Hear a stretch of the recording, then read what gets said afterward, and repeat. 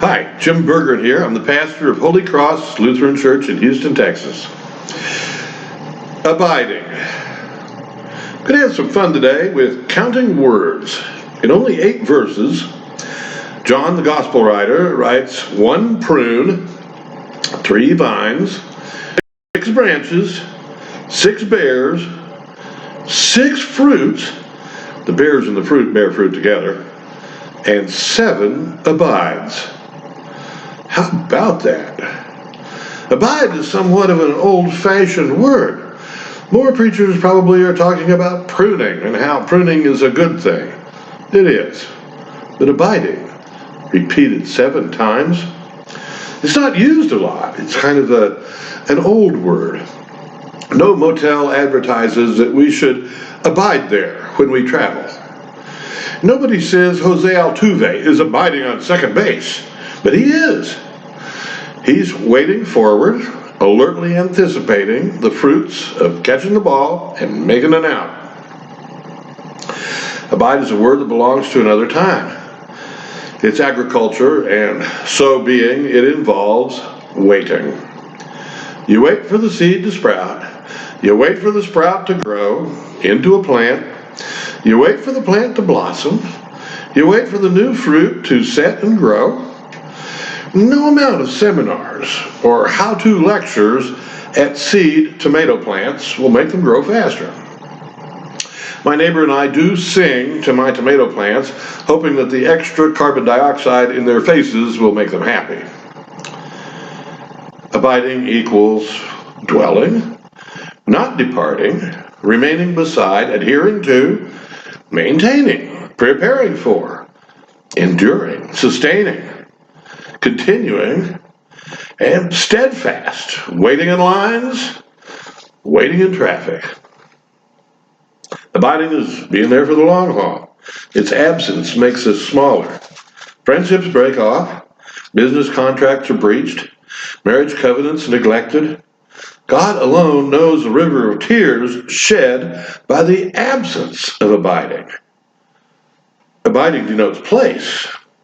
We all have a place of abiding, home plate, the platform of our basic assumptions concerning life, the lifestyle of our families of origin, their points of view.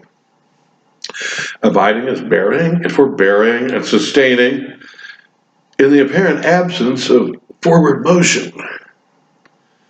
Bonhoeffer, with deep wisdom, notes that the freedom of other people requires abiding and understanding.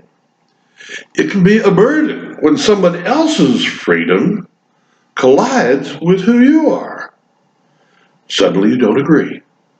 Will you give up? No, we abide. Find a place of safety, of course, and abide there. The freedom God gives us all includes our nature, our individuality, what brings to life as a gift. It also includes the usual weaknesses and oddities which try our patience. A disagreement about the nature of our God-given freedom can produce friction and conflict. Then it is time to bear and abide. To abide means getting involved in the God-given reality of the other person. Abiding is a great stance in recognizing that God put his image in other people. Bear with it when it's difficult and celebrate in joy when it's not, when good fruits are born. The whole point of being an equal branch grafted to Christ, the vine, is, of course, finally bearing fruit. When the communists took over Russia in 1917, they didn't make Christianity illegal.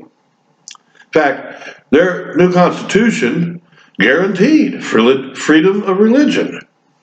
They did make it illegal for the church to do good works. The state took over.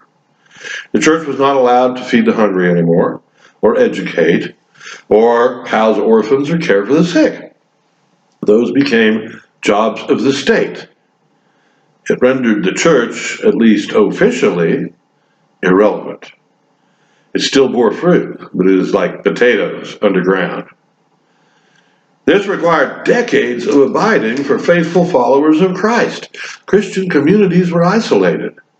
Individual members of Christian congregations isolated from each other. Losing connections to the vine is deadly. It is not good. In Genesis, God spent a lot of time creating really cool stuff and then saying how good it was.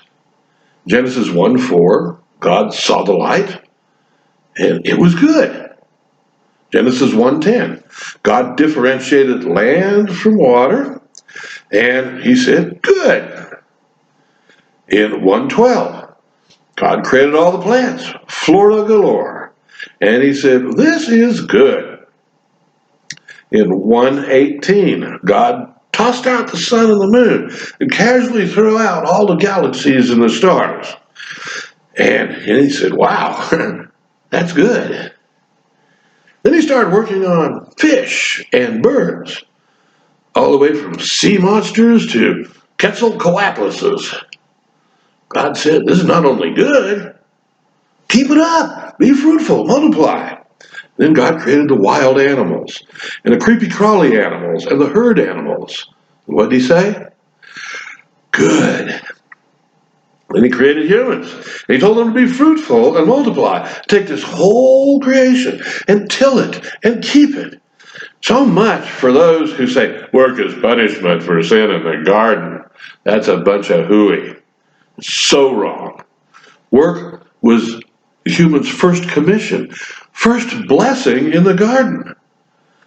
Here's the best present in the world, creation. Maintain it. Let it grow. Abide with it. Enjoy. And God said, very good. Apparently God's incredibly happy, full of joy about his creation, and also trusting it to us and all the animals and fish and birds. Then a dark note creeps in. God doesn't say anything is not good until Genesis 2:18. Having created humans, God says, it is not good that humans should be alone. Alone? Go abide in a place where other branches are on the vine. Alone? You can graft onto another place on the vine where you can form living partnerships with all of creation and other people. Alone? No. God says not good. If you are being isolated, try to abide in a place where you're connected. Before our eyes flutter open in the morning, we're already dependent on thousands of people. Hey, we're from Houston. We remember hurricanes and floods and ice storms. And when all that stuff drastically changed, we had to rely on our dependence and our abiding nature as everything gradually worked its way back to what we're used to. Takes time. We get many opportunities here to practice abiding. Try it in traffic. My mantra is, I'm not a rat, and this is not a race. Works every time for me. Lefty Gomez was the second Hispanic in the Baseball Hall of Fame. He held a World Series pitching record with 6 wins and no losses. He was asked the secret of his success. He replied, a fast outfield. There's no life without abiding together, without community. Illness and death rates are higher amongst those who cannot find close relationships. There's a biological, creational basis to form relationships. If we fail, we're in peril. It is simply abiding on the vine of Jesus Christ. And then fruit happens. Abiding is not passive hanging around, it's active waiting while growing and fruiting in miraculous ways.